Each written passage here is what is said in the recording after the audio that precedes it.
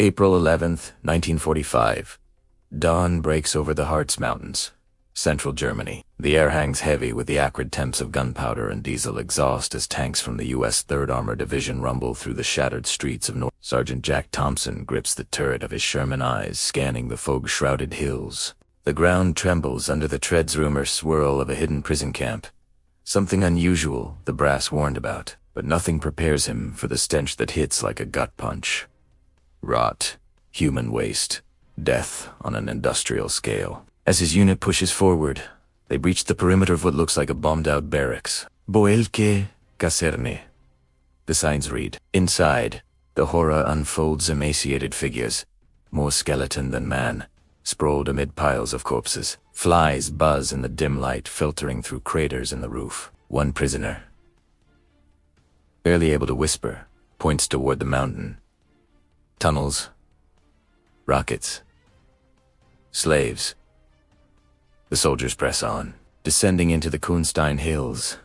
Labyrinthine depths, flashlights pierce the gloom, revealing rails snaking into endless darkness. The air grows colder, damper, laced with the metallic bite of machinery and the faint echo of distant drips. You can almost feel the weight of the earth pressing down, the claustrophobia clawing at your throat. Private First Class Ramirez leads a squad through a massive blast door, his M1 Garand at the ready. What they find stops them cold. Row upon row of gleaming, half-assembled missiles, their sleek fuselages stretching into the shadows like dormant dragons. V-2 rockets, Hitler's vengeance weapons, the ones that rained terror on London. Tools lie scattered as if the workers vanished mid-shift, but the truth hits harder. This is Mittelwerk, a subterranean factory forged by hell itself. In the flickering beam of a lantern, the full nightmare emerges. Bodies, thousands of them litter the assembly lines, prisoners from across Europe. Poles, Russians, French, Jews, gypsies, all reduced to hollow-eyed wraiths. In striped rags, forced labor under the SS whip, they burrowed these tunnels with bare hands and pickaxes, sleeping in the filth, without sunlight for months.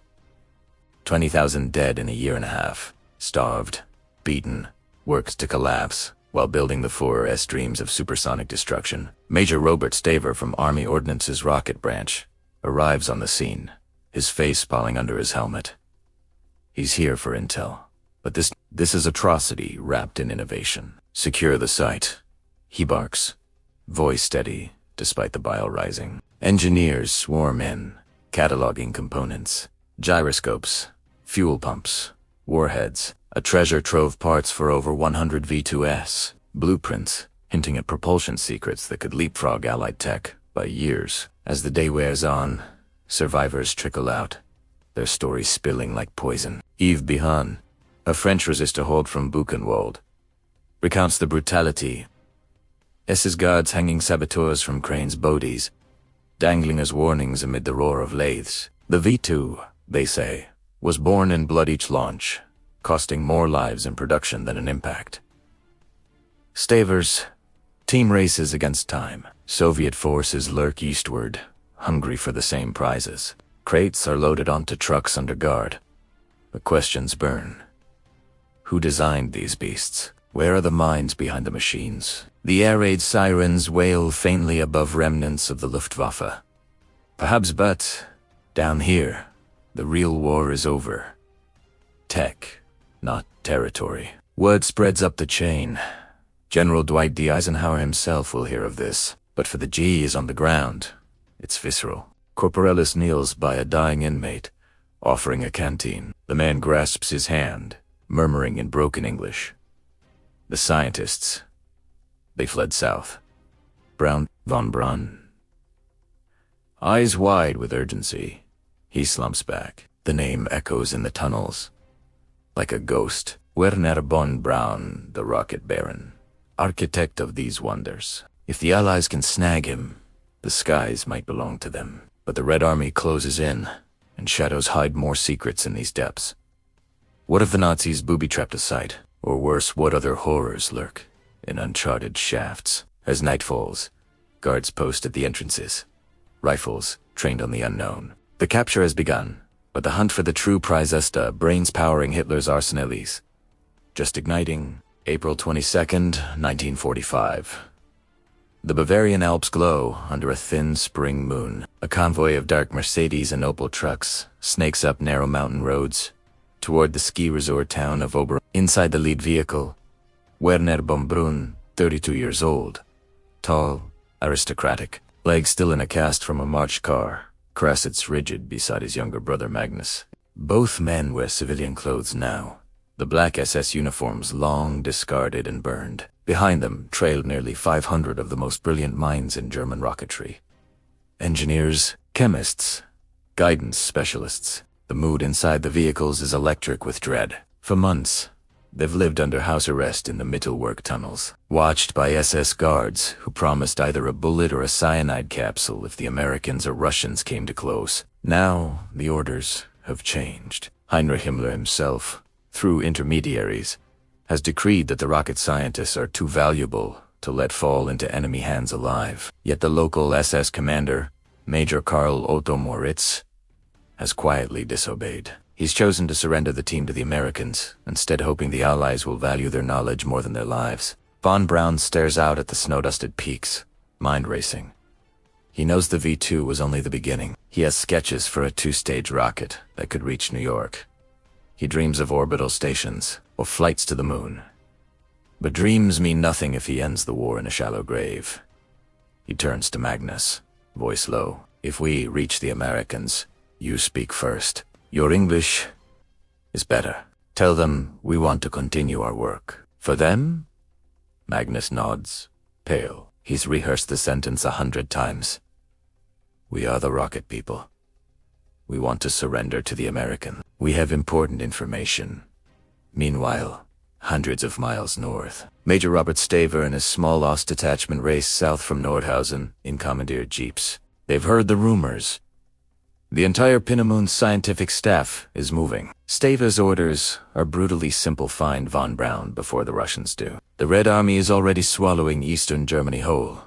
Every hour counts. Staver's driver, a wiry corporal named Kowalski, keeps the speedometer pegged at 60, despite the rutted roads. Maps are useless now. They follow tips from terrified villagers and the occasional deserter. On April 30th, the two worlds finally collide near the village of Schattwald on the Austrian border. American scouts spot the German convoy halted in a forest clearing. Rifles come up. Engines die. Silence stretches taut as bowstrings. Magnus von Braun steps out first, hands raised high, blonde hair catching the late afternoon sun. He walks forward slowly, deliberately, toward the American line. 20 yards away, he stops and calls out in careful, accented English. My name is Magnus von Braun. We are a group of German rocket specialists. We wish to surrender to the United States Army. We have very important scientific information. The GI stare, stunned. One sergeant mutters, "Holy hell, that's the guy who built the buzz bombs."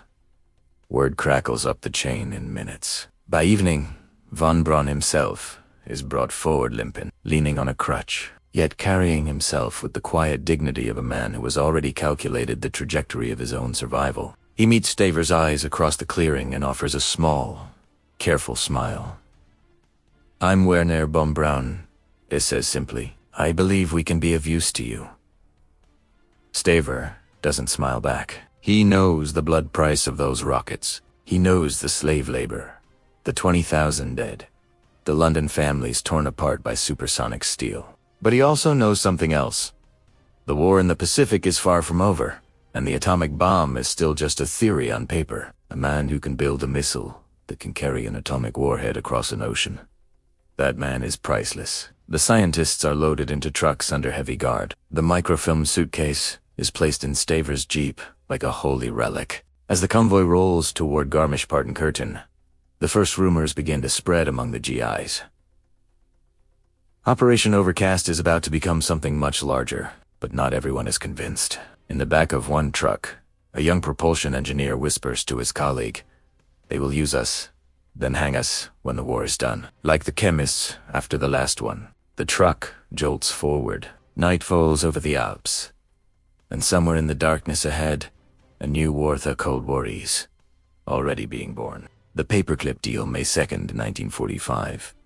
A converted Luftwaffe barracks on the outskirts of Garmisch. The room smells of wet wool, stale coffee, and the faint chemical bite of developing film. Wernher von Braun sits at a scarred wooden table, crutches propped against the wall, facing Major Robert Staver and a hastily assembled team of Army Ordnance officers. A single bare bulb swings overhead, casting harsh shadows across the German's face. He looks younger than his 32 years almost.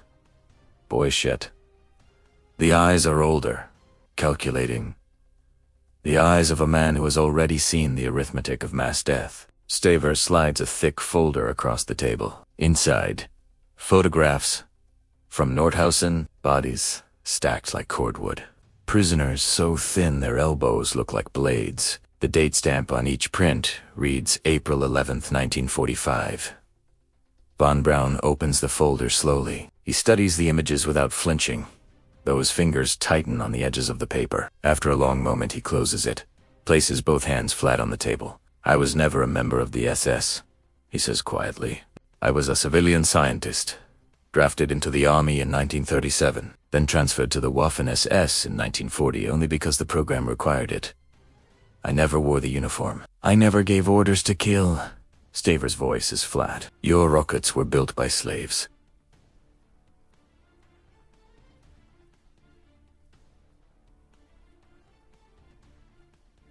"20,000 died making them. You knew." Von Braun meets his gaze.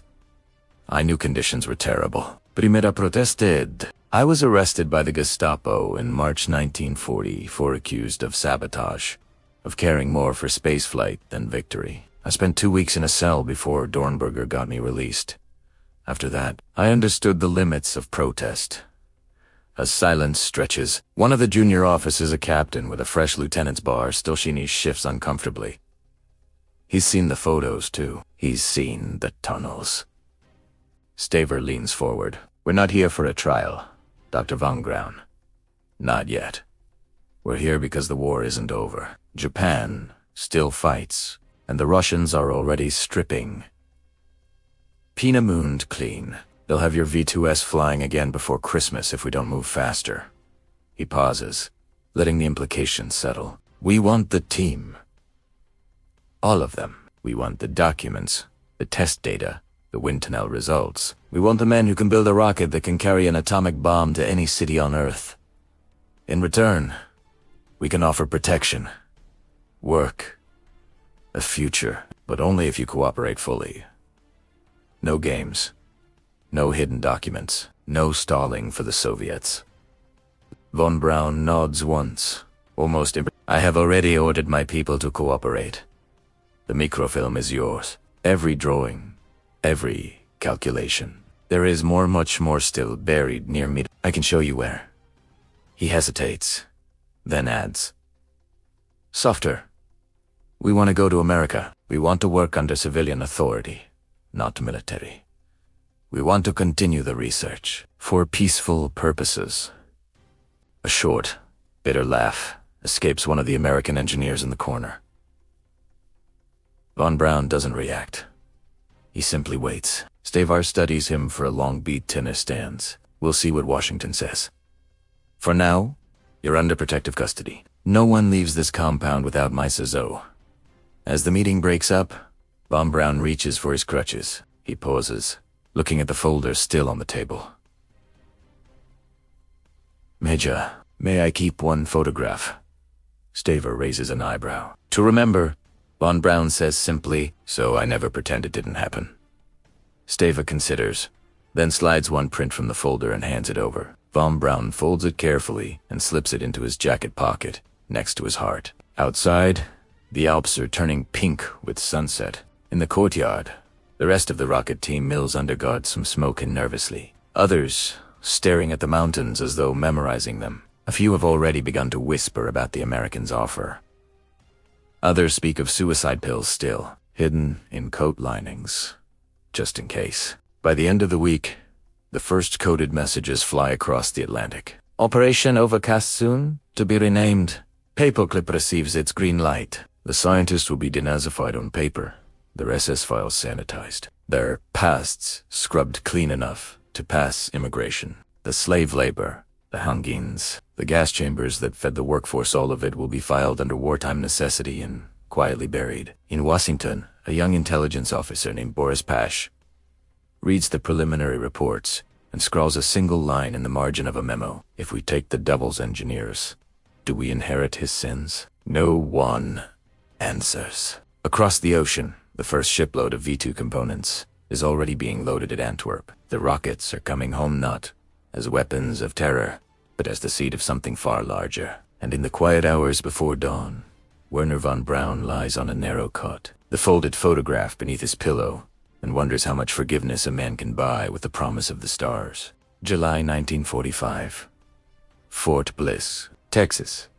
A blistering sun hammers down on rows of low brick barracks in the flat, endless scrub of the desert. Dust devils spin across the parade ground like small, angry ghosts. Inside one of the air-conditioned Quonset huts, rare luxury for the time, Wernher von Braun stands before a chalkboard, sleeves rolled up, tie loosened. He is drawing parabolas and thrust vectors with the same easy fluency he once used to sketch dreams of Mars. Around him, 20 odd members of his old Peenemund team sit on metal folding chairs, notebooks open, pencils moving. They look almost like college professors except for the armed MPs at every door. Outside, in the shade of a canvas awning, a small group of American officers watches through the window. Colonel Holger Toftoy, head of the Army's rocket program, lights a cigarette and exhales slowly. Beside him stands a civilian from the State Department, thin, carrying a thick dossier stamped secret. Every one of them was in the Nazi Party, the civilian says, voice low. Von Braun joined in 1937. Dornberger too, somewhere SS. We've got the files. Toftoy doesn't look away from the window. We also have their brains, and the Russians are already firing captured V2 south at Kapustin Yar. You want to hand them the moon because we're squeamish about paperwork. The civilian flips open the dossier. Photographs. Membership cards. A Gestapo arrest warrant for von Braun dated March 1940, foresigned by Heinrich Himmler himself. This isn't paperwork. This is complicity. Toftoy finally turns. Complicity built the only long-range missile in the world. Complicity put us ahead of everyone else. You want to court-martial them? Fine. After we beat the Russians to space, inside the hut, von Braun finishes his equation and turns to the group. He speaks in careful, accented English, the same tone he once used to brief Hitler. Gentlemen, the V2 was a beginning. What we build next will not be vengeance weapons. It will be exploration, multi-stage rockets, liquid drohen, orbital refueling. We have the mathematics. The Americans have the resources. Together, he pauses, letting the word hang. Together, we go to the stars. A few of the Germans nod. Others stare at their hands. One Arthur Rudolph, the production chief from Mittelwerk, looks away. Jaw tight. He knows the dossiers exist. He knows the names of the hanged saboteurs whose bodies swayed above his assembly lines. He says nothing. Across the Atlantic, in Washington, the Joint Intelligence Objectives Agency is quietly rewriting history. SS ranks vanish from records. Party memberships are reclassified as nominal.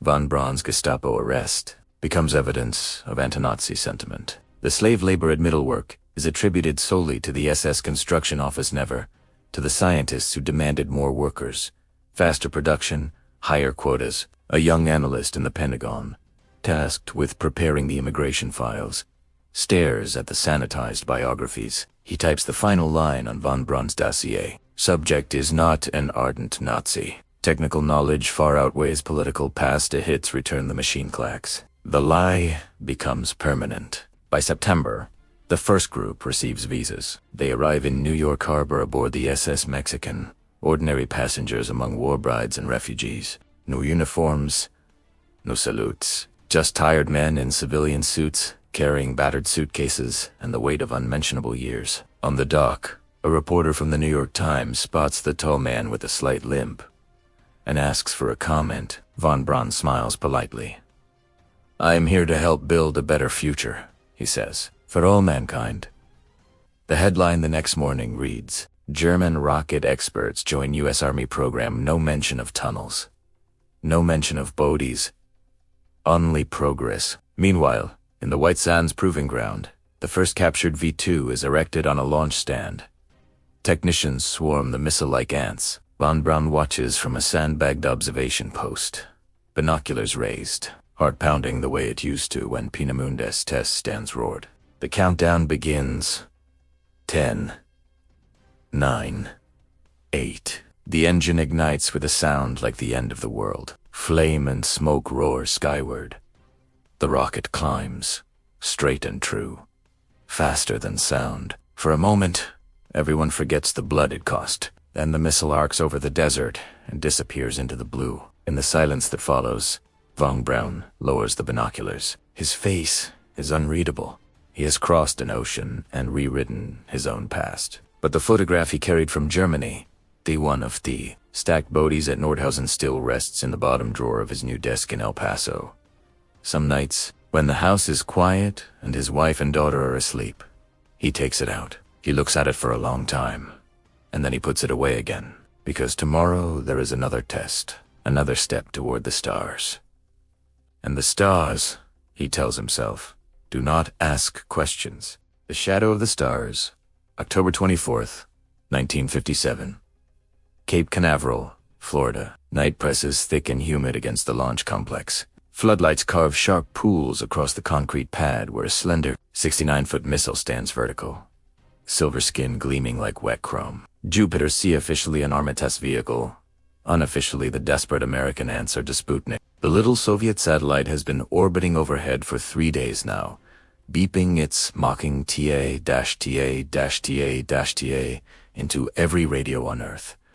Panic ripples through Washington. The missile gap isn't theory anymore.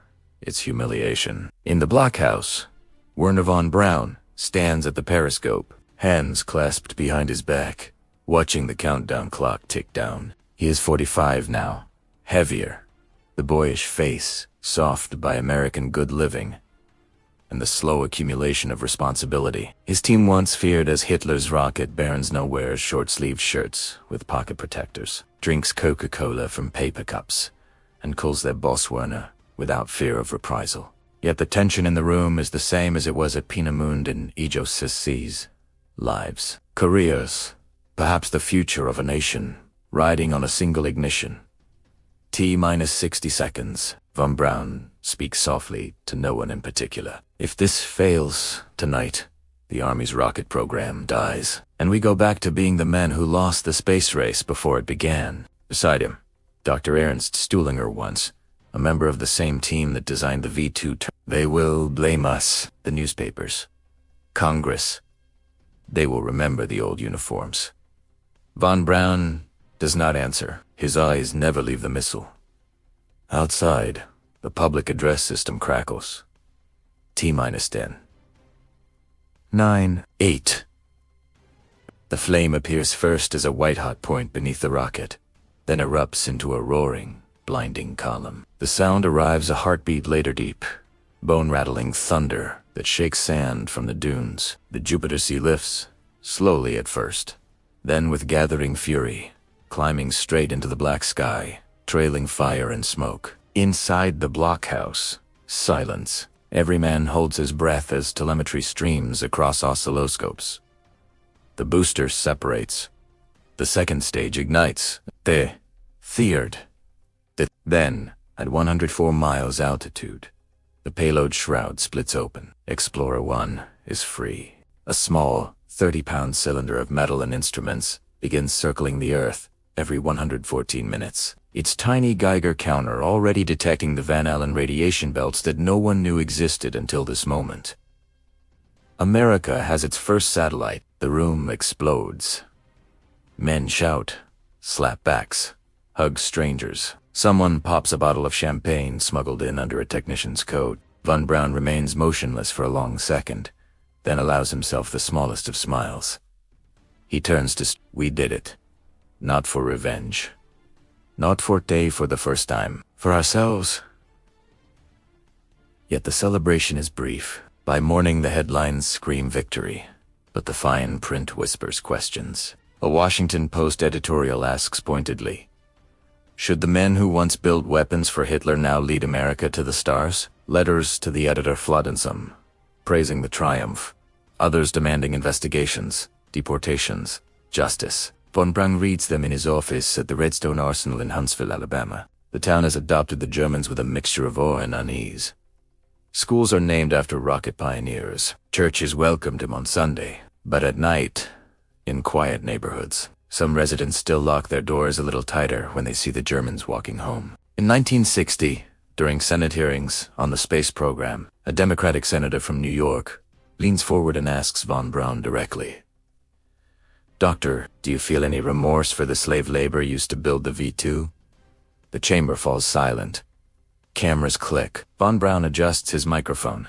Voice steady. I feel deep remorse for every life lost in that war. I was a technical man, not a political one.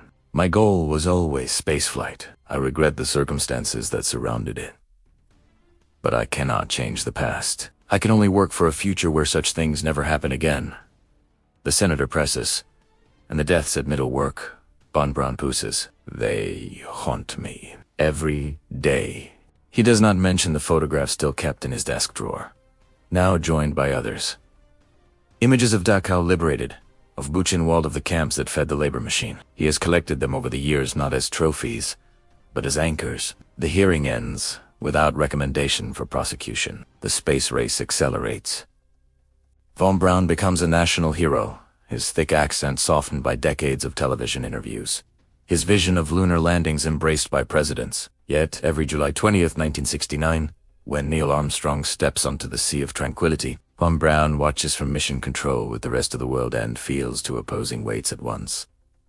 Pride, yes, immense, overwhelming pride. And beneath it, quiet, persistent guilt. Because the road to the moon was paved in part with the same ruthlessness that once fueled the V2. He never speaks of it publicly again. But late at night, when Huntsville is still and the cicadas sing, he sometimes takes the photographs out once more, looks at the faces, and whispers, almost too low to hear, "I'm sorry." Then he closes the drawer. Tomorrow, there is another meeting, another trajectory to calculate. The stars are patient. They wait for no one's absolution. The final reckoning, March 29th, 1977. Alexandria, Virginia. A quiet suburb bathed in the soft gray of an early spring rain. Inside a modest brick colonial house on a tree-lined street, Wernher von Braun lies in a hospital bed that has been moved into the living room. The cancer pancreatic, aggressive as reduced the once towering figure to a shadow of itself. Tubes snake from his arms. A morphine pump clicks softly beside him. The room smells of antiseptic, old books, and the faint vanilla of his wife Maria's, baking from the kitchen small acts of defiance against the inevitable. On the nightstand rests the same small stack of photographs he has carried for more than 30 years. The edges are worn soft from handling. The top image is still the one taken at Nordhausen. The stacked bodies, the hollow eyes staring into eternity. He has added others over the decades' liberation footage, survivor testimonies, grainy stills from the Nuremberg trials. They are not hidden. They are displayed quietly, like relics on a private altar. Maria sits beside him, holding his hand. Their 3 daughters have come and gone throughout the day. Now it is just the 2 of them, and the rain tapping against the window. Von Braun's breathing is shallow, labored, yet his mind, even now, refuses to drift entirely. He turns his head slightly toward her. Voice a rasp. "Do you remember when we first arrived in New York? The reporters, the flashbulbs. I told them we came to build a better future." Maria nods. She has heard this before. She knows what comes next. "I believed it," he whispers. "I still believe it. The moon landings, the probes to Mars, Voyager, those little ships carrying our music and our greetings beyond the solar system, that was real. That was good. A pause. Rain drums harder. But the price, Maria, the price was never mine to pay. It was theirs. He gestures weakly toward the photographs. I told myself the ends justified the means. I told myself I had no choice. I told myself the work was pure science, not politics. But science is never pure when it rides on the backs of the dead. Maria squeezes his hand. Tears trace silent lines down her cheeks. She has never asked him to confess. She has only ever asked him to live with the truth. Von Braun's gaze drifts to the window. Beyond the rain-streaked glass, the streetlights blur into soft halos. I used to dream of the moon as escape, he murmurs. A place without borders, without armies, without guilt. Now I think, perhaps it is only a mirror. We carry everything with us. Even Dere. His eyes close for a moment. When they open again, they are clearer, almost fierce. Promise me something. Anything, she answers. When I'm gone, don't let them make me a saint. Don't let them erase the tunnels. The Hungans, the 20,000. Let the children know the whole story. The rockets went to the stars because brilliant men dreamed big, and because other men paid in blood. Maria leans forward, presses her forehead to his. I promise. He manages the ghost of a smile. Good. Then maybe some part of it was worth it. The room grows quiet except for the rain and the soft click of the morphine pump. Later that night, von Braun slips away peacefully, in his sleep, as the first hints of dawn touch the sky. At the funeral, 3 days later, flags fly at half-staff. NASA officials speak of vision, of courage, of humanity's reach. A president sends a wreath. The media calls him the father of the space age. But in a small cemetery plot, beneath a simple stone that reads only Wernher von Braun, 1912 to 1977, Maria places the photographs in the earth before the casket is lowered. Not as accusation, not as apology. As witness. The rain has stopped. The sky above Alexandria is clearing. The same pale blue that once greeted the first Vita launch. The same blue that cradled Apollo 11. The same blue that still waits for whatever comes next. Somewhere far overhead, Voyager 1 continues its lonely voyage, carrying the sounds of Earth into the void. And somewhere in the silence between the stars, a question lingers, unanswered, eternal. How much wonder can be built on the bones of the innocent before the weight becomes too great to lift? The answer, perhaps, is written not in the heavens, but in the choices of those who follow.